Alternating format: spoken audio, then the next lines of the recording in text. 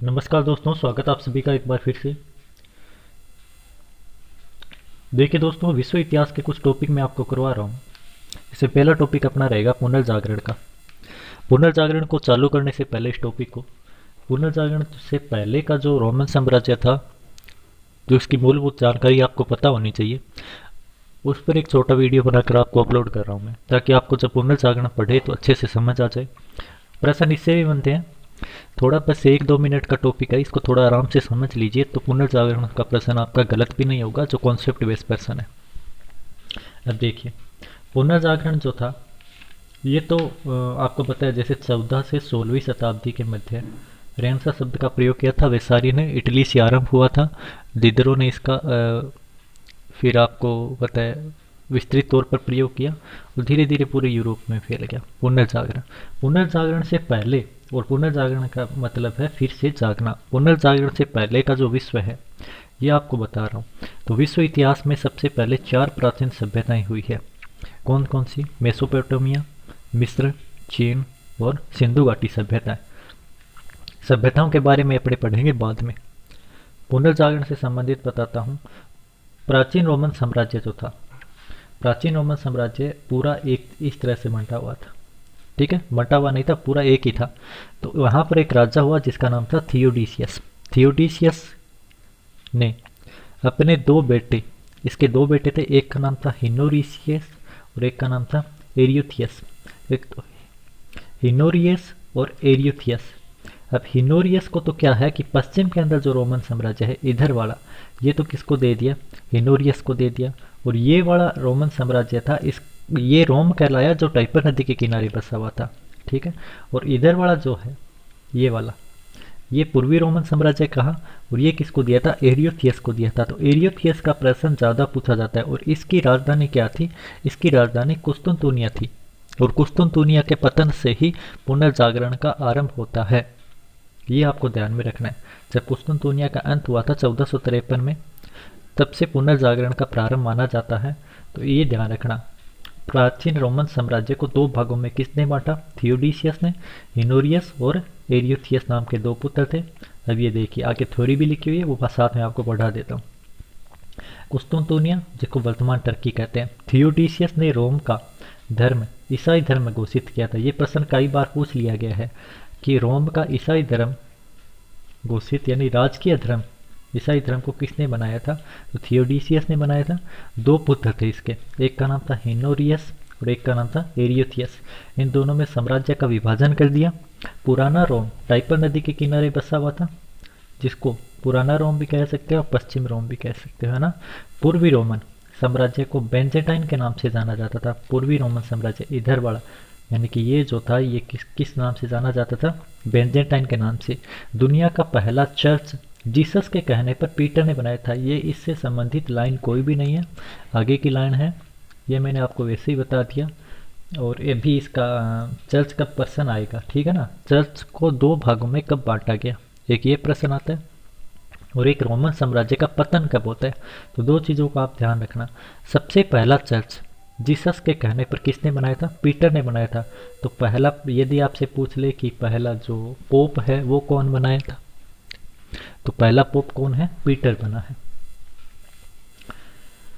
Church स्वयं, church का शाब्दिक अर्थ या चर्च का अर्थ क्या है, इस तरह से पूछ ले आपसे, तो चर्च को कहते हैं स्वयं ईश्वर की कृति है। ये प्रश्न 1-2 बार एग्जाम में पूछा गया है। चर्च का अर्थ क्या है? चर्च को कहते हैं स्वयं ईश्वर की कृति। 451 एडी में, ये वाला मोस्ट है, इसको ध्यान से पढ़ना। 451 एडी में चेल्स्टन नामक स्थान पर सभा का आयोजन होता है। यहाँ पर चर्च 2 भागों में बंट गया। तो चर्च का विभाजन वर्ष कौन सा कहलाता है? 451 एडी। तो 451 एडी, एक तो इसको ध्यान में रखना आपको, ये चर्च 2 भागों में बांटा जाता है। इसमें कहाँ पर, स्थान का नाम आपको ध्यान रखना है, चेल्स्टन। चेल्स्टन का भी प्रश्न आ चुका है आरपीएससी फर्स्ट ग्रेड एग्जाम में। तो चेल्स्टन नामक स्थान पर एक सभा का आयोजन हुआ, जिसमें चर्च को 2 भागों में बांट दिया, एक पश्चिमी चर्च और एक पूर्वी चर्च। पश्चिमी चर्च को ईसा मसीह है, जो पश्चिमी चर्च वाले थे वो किसको मानते? ईसा मसीह को मानते थे। और पूर्वी चर्च वाले किसको मानते थे? माँ मेरी की महत्ता पर बल देते थे। ये जो चर्च है, वो पूर्वी चर्च जो है ये वाला, ये रूस व पूर्वी यूरोपीय देशों में था। पश्चिमी चर्च पश्चिमी यूरोपीय देशों में था। ग्रीक चर्च ऑर्थोडॉक्स चर्च के नाम से भी इस चर्च का जाना जाता है। तो पूर्वी चर्च और पश्चिमी चर्च, चेल्सना नामक सभा, इस स्थान का ज़्यादा ध्यान रखना आप। पश्चिमी चर्च ईसा मसीह पर बल देता है 476 एडी में। एक ये सन आपको ध्यान रखना, एक आप ध्यान रखोगे 451 का, जहां पर चर्च का विभाजन वर्ष है, और एक आप ध्यान रखोगे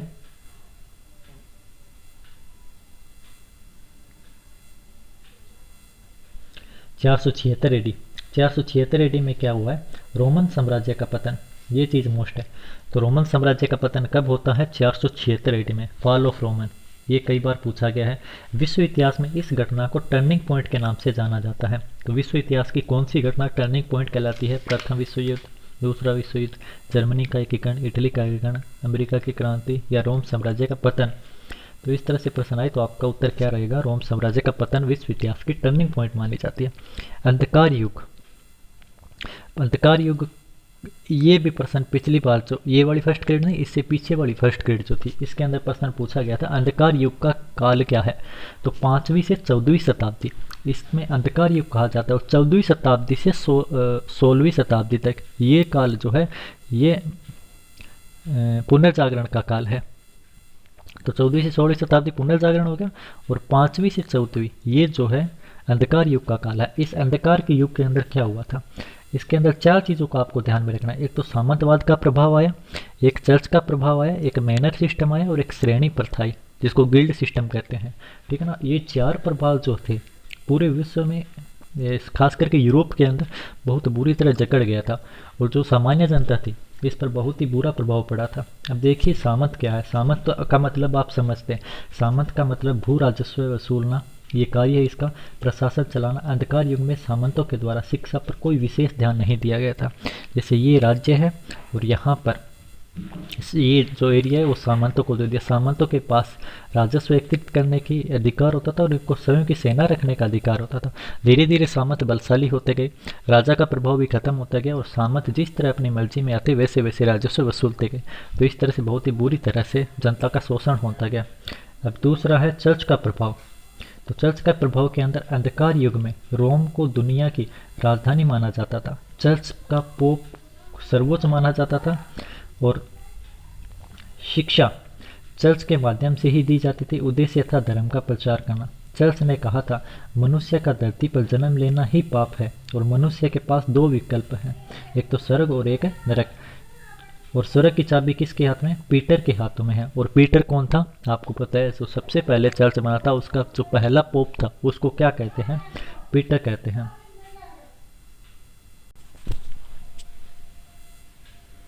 ये पीटर आ गया। ईसाई धर्म का प्रथम पोप माना जाता है पीटर। यदि कोई व्यक्ति चर्च की मान्यता का विरोध करता है तो उसे जिंदा जला दिया जाता था। कई व्यक्तियों को जिंदा जलाया गया था। तीसरा system manner system. Manner system का क्या है इसके अंदर देखिए, मैनर शब्द का अर्थ है गांव का कृषि फॉर्म। ये वाला प्रश्न भी आ चुका है। मैनर का शाब्दिक अर्थ पूछा गया है, मैनर का शाब्दिक अर्थ क्या है? तो मैनर का शाब्दिक अर्थ है गांव का कृषि फॉर्म है। मैनर व्यवस्था का उद्देश्य किसानों का शोषण करना ही था। जमींदारी व्यवस्था एक तरह से भारत के अंदर यदि आप इसको मान के चलो तो जो आपको पता है बंगाल के अंदर जो व्यवस्था चालू की गई थी वो वाली एक तरह से वर्ल्ड के अंदर थी। तो इसको मैनर सिस्टम के नाम से जाना जाता है। मैनर के ऊपर कौन थे? सामंत, और सामंत के ऊपर कौन था? राजा। तो राजा सामंत को बोलता था टैक्स लाओ, और सामंत किसको कहता था? मैनर को। फिर मैनर व्यवस्था इस तरह से चलती जाती थी। अब है श्रेणी व्यवस्था, जिसको गिल्ड सिस्टम कहते हैं। जब समाज में एक समूह विशेष ही व्यवसाय को विकसित करते हैं तो श्रेणी विकसित हो जाती है। कोई भी व्यक्ति अपनी इच्छा क्षमता के अनुसार कार्य नहीं कर पाता। इसमें मुख्यतः क्या हुआ था? श्रेणी व्यवस्था में आपको बता देता हूँ। गिल्ड सिस्टम में जो कलाकार व्यक्ति जो थे वो अपने स्वतंत्र प्रदर्शन नहीं कर पा रहे थे। मूर्ति कला में, चित्रकला में और साहित्य कला में, इसके अंदर जो था वो सभी किसके ऊपर निर्भर थे? गिल्ड के ऊपर निर्भर थे। जैसे ये करते थे वही चीज़ वो छापते थे, वही चीज़ वो बनाते थे। तो उनमें स्वतंत्र चिंतन का बिल्कुल ही अभाव आ गया था। ये गिल्ड सिस्टम का बहुत बड़ा दोष है, इन्होंने सबको जकड़ लिया था। धन्यवाद दोस्तों। आगे वाले टॉपिक में अपने करेंगे पुनर्जागरण, जो आपका मेन टॉपिक है, ये आपको थोड़ा सा बेसिक समझाए। थैंक यू, मिलते हैं एक नई वीडियो के साथ। लाइक कमेंट और शेयर करना ना भूलिए।